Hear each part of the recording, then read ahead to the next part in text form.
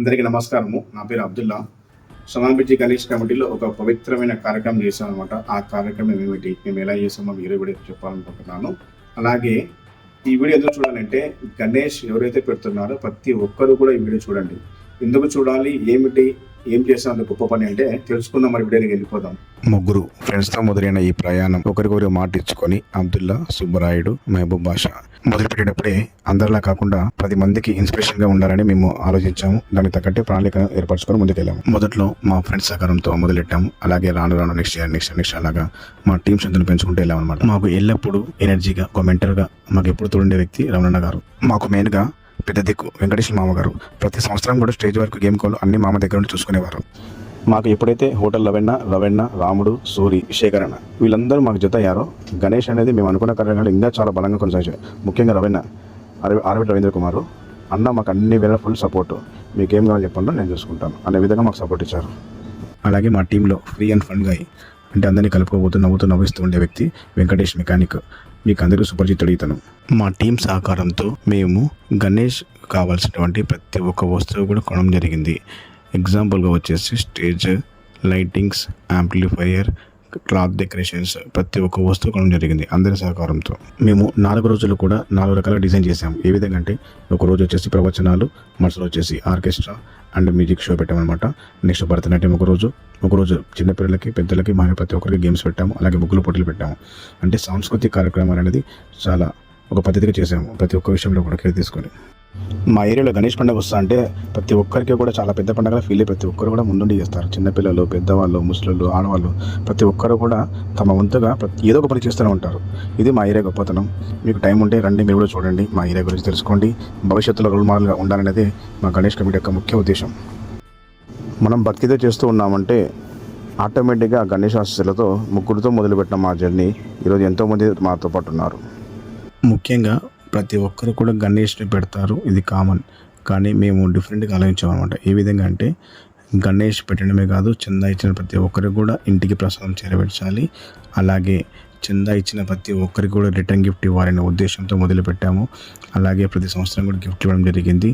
అలా ఇస్తూ ఈరోజు మేము ఏ స్థాయికి వెళ్ళామంటే, ఎందుకంటే నెక్స్ట్ జనరేషన్ వాళ్ళు ఇలాగనే చేయాలి. మనం ఏం అలవాటు చేస్తామో అదే అలవాటు అవుతుంది. నంద్యాలలో ఎక్కడ లేని విధంగా 5 రోజులు కూడా మేము అన్నదాన కార్యక్రమం ఏర్పాటు చేయడం జరిగినది. దీనికి సహకరించిన ప్రతి ఒక్క మహిళకి పేరున ధన్యవాదములు.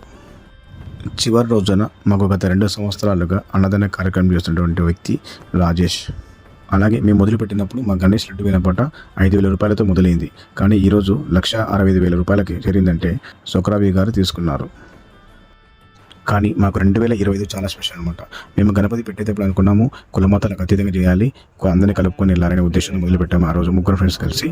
దానికి తగ్గట్టుగానే ఈ సంవత్సరము కులమతాలకు అతీతంగా మేము తెలుగు వాళ్ళకి భగవద్గీత, ముస్లిమ్స్కి ఖురాను, క్రిస్టియన్స్కి వచ్చేసి బైబిల్ ఇవ్వడం జరిగింది. ఈరోజు మేము ఈ స్థాయికి చేరామంటే దానికి ముఖ్య కారణము మా టీం.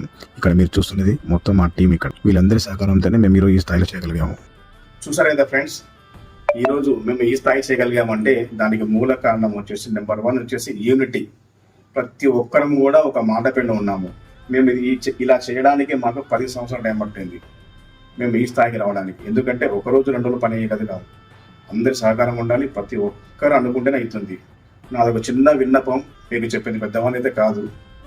నంద్యాలలో ఈరోజు మనం గమనించినట్లయితే గణపతులు పెరుగుతున్నాయని సంతోషపడాలో మనుషుల్లో కలిగ తగ్గుతుందని బాధపడాలో నాకైతే అర్థం కావట్లేదు. ఎందుకంటే ఒకప్పుడు ఏరియాకి ఒక గణపతి ఉండేది, కానీ ఈరోజు ఏమైంది, సందుకు గణపతి వస్తుంది. దానికి మెయిన్ రీజన్ వచ్చేసి అబ్జర్వ్ చేశాను అనమాట ఈ పాయింట్ని.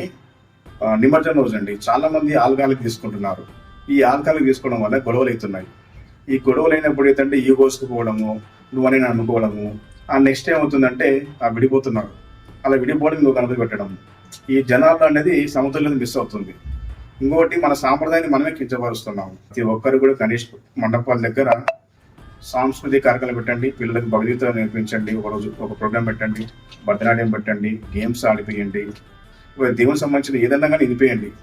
ఈరోజు మనం ఏం చేసినా కానీ నెక్స్ట్ భవిష్యత్తులో వాళ్ళు చూసి నేర్చుకునే విధంగా ఉండాలి.